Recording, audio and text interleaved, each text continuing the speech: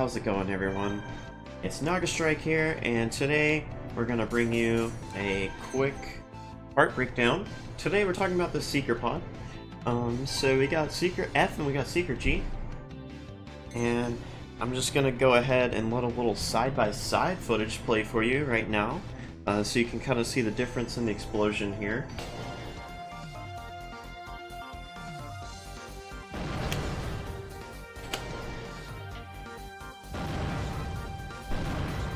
Alright, now let's actually get into it and go into some of these details.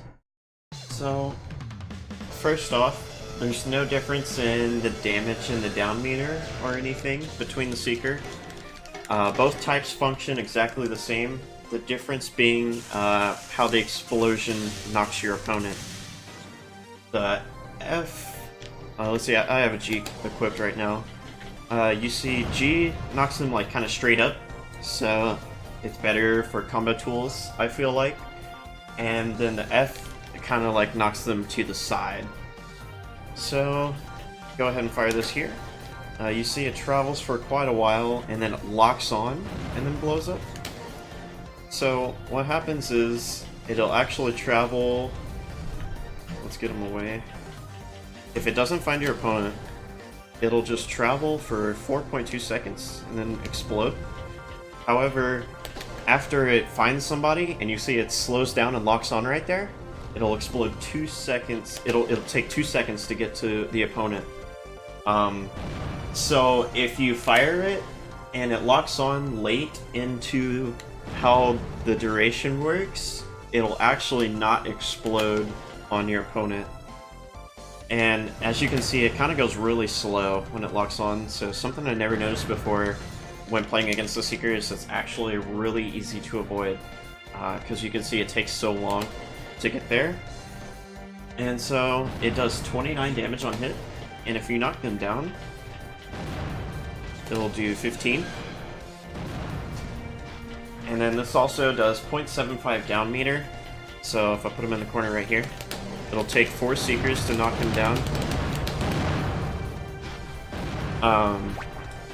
However, you have to keep in mind that since they lock on and travel so slow, that your opponent will probably regenerate his down meter. So see there, I just hit him with 4 and it didn't down him. So with that being said, I think the main purpose of this... let me swap over to the F real quick just so I can showcase exactly what the knockback on that is. But like I was saying before, I never really noticed like how slow they come at you once they actually lock on. So I feel like as long as you're aware of where they're at, you can pretty easily avoid them. So, and you can see it doesn't do a lot of damage either. So with that being said, you know, this isn't really a pod that you want to rely on for like pressuring your opponent with the pod itself. What I would say this is for is pressuring your opponent to go somewhere and put them in a disadvantaged state. Let me just show you the knockback on the F real quick. See, it kind of blows them back a little bit, so it creates more space between you. The main use for this pod, I feel like, is to pressure them in from like behind walls, or if you want to get them out into the open. Because they're going to be able to run away since it's so slow, right? And you're not going to be able to catch them. And it doesn't do a lot of damage anyways, with a lot of hits done. So, you basically want to use this to put pressure on them and force them to go like somewhere that they don't want to go. So let's say my dude's over here, Seeker, and he's like, oh shit, Seeker. And then I shoot him when he runs out. So that's kind of the basic gist I feel like this would be for. Something else I want to note real quick.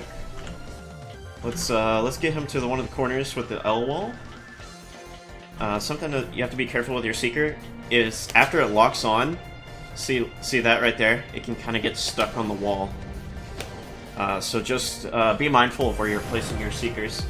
But yeah, that should do it for this video, guys. I hope you learned something new, and now you're more knowledgeable about the Seeker pod, and I hope this helps you pick your pods. So like this video if you learned something new, make sure to subscribe to me as well as Tipdik for more custom Robo content in the future. And this has been Nagastrike. Peace out.